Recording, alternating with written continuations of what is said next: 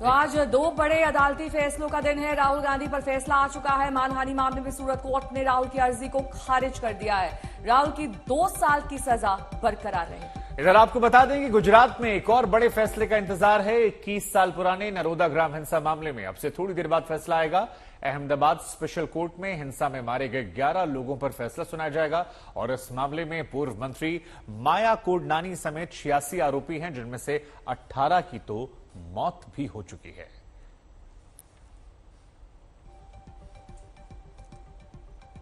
और इस बीच आपको राहुल गांधी पर अपडेट दे दें। राहुल गांधी ने सूरत की सेशंस कोर्ट में जो अर्जी दी थी, उस अर्जी को कोर्ट ने चंद मिनटों में खारिज कर दिया, डिसमिस कर दिया गया है इस अर्जी को। सूरत सेशंस कोर्ट में राहुल गांधी को यह बड़ा झटका, और माना यही जा रहा है कि वो गुजरात हाई कोर्ट का रुख करेंगे। और इसी खबर पर मेरे साथ मेरे सहयोगी गोपी जुड़ रही हैं। गोपी, अहमदाबाद हाईकोर्ट का कल रुख किया जाएगा। जितनी बातचीत आप लोगों की हुई है कानून के जानकारों से, उनकी तरफ से क्या कहा जा रहा है? क्योंकि डबल झटका राहुल गांधी को लगा, और पॉलिटिकल तौर पर भी इसे कैसे देख रहे हैं आप लोग? क्योंकि अगले 24 घंटे पॉलिटिकल बयानबाजियों का दौर जो है वो तेज होने वाला है। बिल्कुल, देखिए, पॉलिटिकल बयानबाजियों का दौर काफी तेज हो जाएगा, क्योंकि कांग्रेस जो है वो लगातार, जब लोअर कोर्ट का जजमेंट आया था तब उन्होंने सवाल खड़े किए थे, जुडिशरी सिस्टम पे सवाल खड़े किए थे। उन्होंने ये कहा था कि जो जज है उसको लेकर सवाल खड़े किए थे कि जज का ट्रांसफर अभी करवाया और उसके तुरंत बाद ये फैसला दिया गया। अब जब ये सेशंस कोर्ट का फैसला आया है तब भी अब कांग्रेस क्या सवाल खड़े करता है, ये भी देखने वाली बात है। और गुजरात हाईकोर्ट की अगर बात की जाए, क्योंकि अब राहुल गांधी के पास रास्ता जो है वो गुजरात हाईकोर्ट का बचता है। गुजरात हाईकोर्ट में राहुल गांधी इस एप्लीकेशन को चैलेंज करेंगे, और चैलेंज करते वक्त एक नई एप्लीकेशन फाइल होगी जो सेशंस कोर्ट का फैसला है। क्योंकि सेशंस कोर्ट ने अपने फैसले में क्या क्या चीजें मेंशन की है वो थोड़ी देर में क्लियर हो जाएगा, जबकि जो फैसले की कॉपी है वो हम सबके हाथ में आएगी।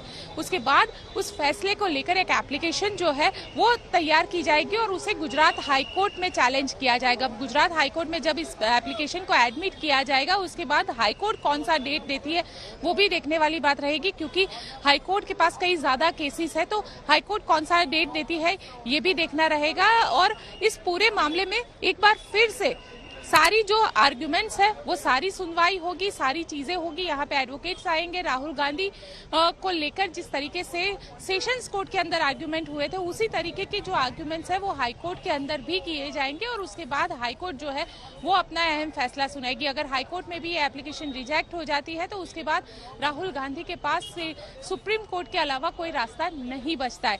लेकिन यहाँ पे सवाल ये है कि राहुल गांधी की मुसीबत फिलहाल हल होती हुई नहीं दिख रही है। सेशंस कोर्ट ने जिस तरीके से जो आर्गुमेंट, क्योंकि 13 अप्रैल को पूरे दिन आर्गुमेंट हुए थे शुभंकर, सुबह 11 बजे से लेकर शाम 5 बजे तक जब तक कोर्ट चला था, पूरा राहुल गांधी पर ही आर्गुमेंट किए गए थे। जो फैसला था उसी पर आर्गुमेंट्स हुए थे। उस दिन और कोई केस नहीं चला था कोर्ट के अंदर।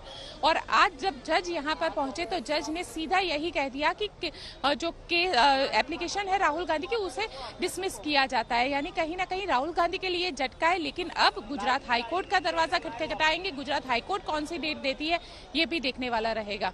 शुभांकर। ठीक है, मौसमी सिंह मेरी सहयोगी जुड़ गई है तमाम जानकारी के साथ। मौसमी, हलचल जाहिर तौर पर कांग्रेस खेमे में दिखाई दे रही होगी। कौन कौन से नेता पहुंच रहे हैं इस वक्त?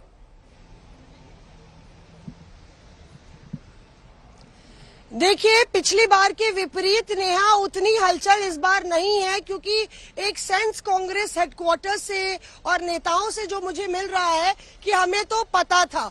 इस तरह की बात बंद कमरों में ये कह रहे हैं। अभी जयराम रमेश यहाँ पे पहुंचे हैं और जिन्होंने ट्वीट करके ये जानकारी दी है कि हम सारे विकल्प तलाश रहे हैं और इस्तेमाल किए जाएंगे।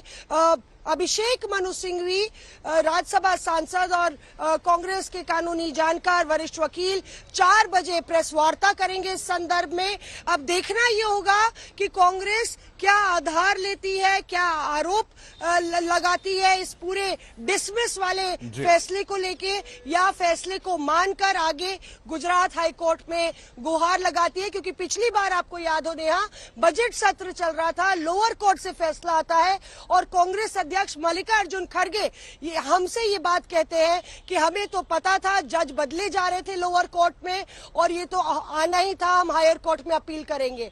तो देखना होगा कि किस तरह से कांग्रेस इस पूरे मामले को आगे ले जाती है। लेकिन आज कोई शक्ति प्रदर्शन नहीं हो रहा है। यहाँ पे जो महासचिव हैं या अधिकारी हैं रूटीन की तरह आ रहे हैं, क्योंकि उनको अब पता चल गया है कि ये लड़ाई लंबी है। और अगर उम्मीद होती फैसले से तो 10 जनपद बगल में ही है, यहाँ राहुल गांधी का सामान शिफ्ट नहीं किया जाता। अगर उनको उम्मीद होती राहत की, तो राहुल गांधी बतौर अपने प्लान के हिसाब से चल रहे हैं। और एक बड़े नेता ने हमें बताया, देखिए ये भी बड़ा दिलचस्प है कि पहले जज को लेकर सवाल खड़े किए गए, आज फैसला आया तो कांग्रेस कह रही कि न्यायपालिका पर पूरा भरोसा है, उस प्रक्रिया पर पूरा भरोसा है। सौरभ भी हमें नजर आ रहे हैं जो अंदर मौजूद थे जब ये फैसला पढ़ा गया, उनसे डिटेल में हम जानकारी भी लेंगे। लेकिन वो शख्स जिसने ये पूरा मामला दर्ज करवाया था, अब उनकी प्रतिक्रिया सुनते हैं पूर्णेश मोदी की तरफ से कि वो क्या कह रहे हैं इस पूरे मामले को लेकर। अभी अभी मुझे पता चला है, हमारे एडवोकेट से हमको जो माहिती मिली है कि जो राहुल गांधी ने